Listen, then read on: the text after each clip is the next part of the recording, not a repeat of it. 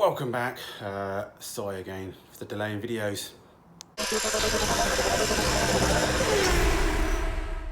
Yeah, work's just been really busy and had a few issues with the wife's car, as you saw in the last video. That continued for a few days doing other things.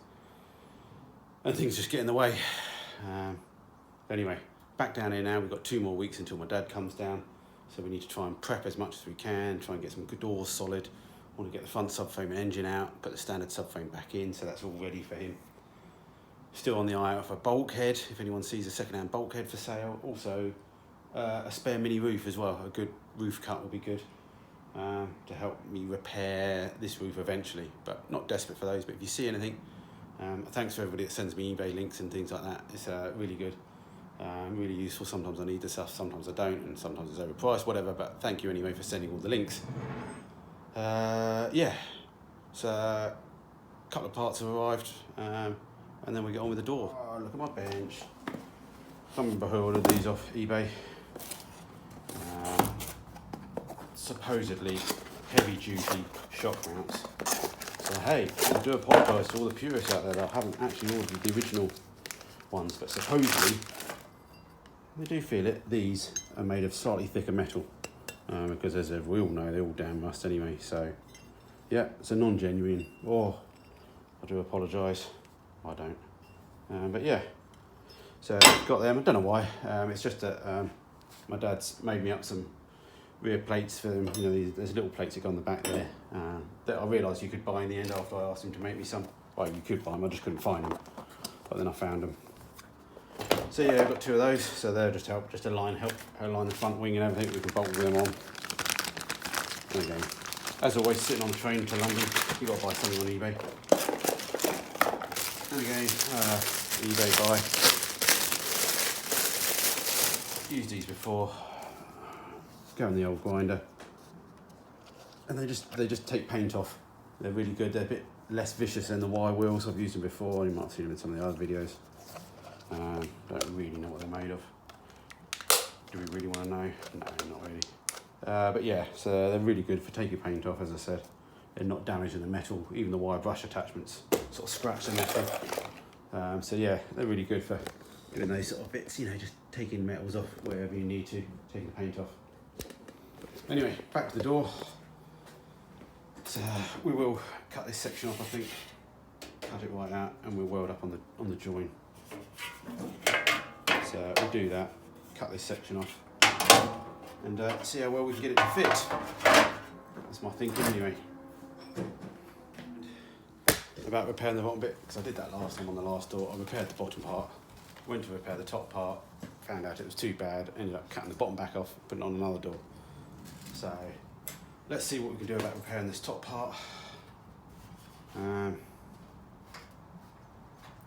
And then, yeah, see how that turns out. Then we'll repair the bottom. I won't bother putting too much weld or any weld G's on these door frames just yet, even though they're a bit brazed as well. We'll wait till they're on the car just so we can, you know, in case we need to tweak it and force it a little bit. But yeah, we need to cut out this back section and that front section as well. So what I'm thinking of doing is, it's quite rotted this side.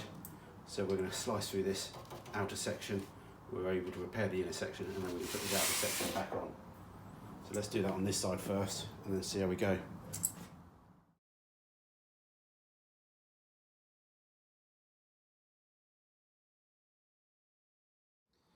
Okay, it seems quite drastic, but as I said, these things are made. There's quite about sort of 3 different sections that all make up this one section. Without rebuilding the whole thing off the table. In the end, you're just going to have to repair this the best you can.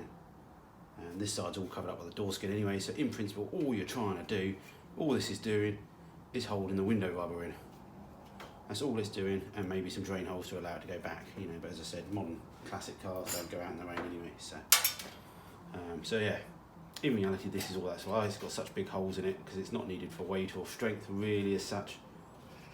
There is no strength in these damn doors. God, I'd be hit by a modern car with one of these. So in the end, it's just a case of trying to repair this. Even this didn't even need repairing really, because the actual bit where the actual screws go, are good.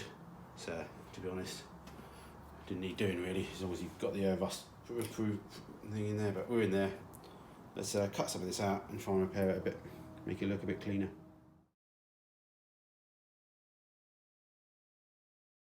Okay, cut out a bit of the rot, as I said, not really needed, but at least we get the rot out, so hopefully it won't spread. We've got a bit of rust remover stuff that we need to try. Whether that's gone. Some of this MC51. Spread that around everywhere. As I said, don't ever throw away some of your good metal, especially if it's got swages or flanges or folds in it. I'm going to cut a bit of the old foreskin off, and that'll make a nice little repair section down there. I'm just using a little right angle that we got on that top edge. Yeah, give me some dislikes.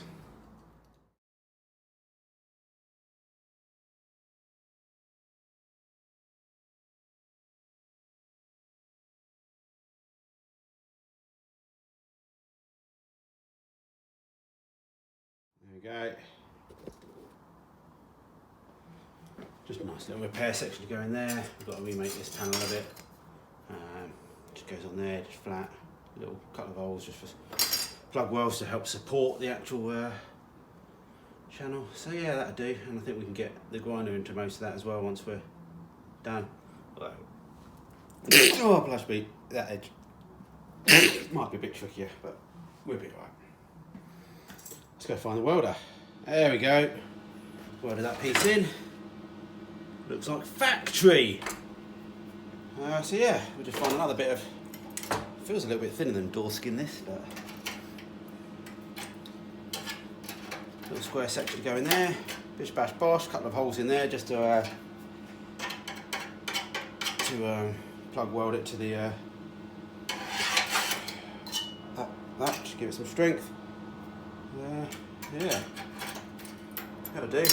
We need to look at the back one.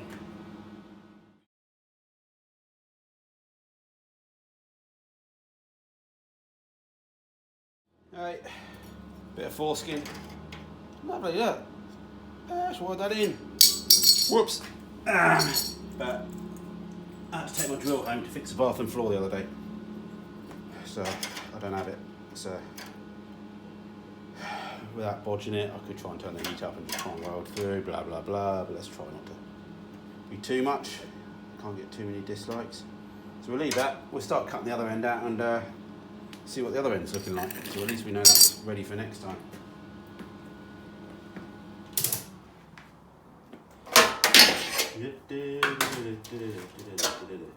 Turn the gas off, Matthew, turn the gas. Okay. Right, cut quite a lot out of this end. To the point where, you know. It's alright, didn't damage it. As I said, the way it's built up, it's very hard to repair without actually cutting some of the good metal as well. You're just going to have to, you know. So what I have done is I've cut this out. The other one's not too bad, and the other way it's repairable if I need it. So I've cut that out.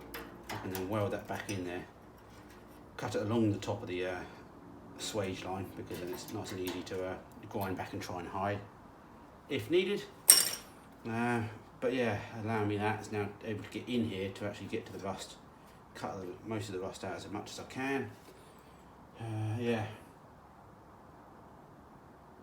you know, again, it's one of these things. They're there just to hold the door rubber in, the door slider rubber, window winder, window rubber. So it's up to you how well you want to repair it. The key thing is to try and at least try and cut all the rot out, because otherwise it'll just spread a bit more.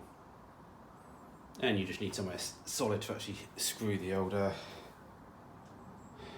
RS2. Anyway, pizzas for tea tonight, if anyone's interested. Pizzas, love pizza.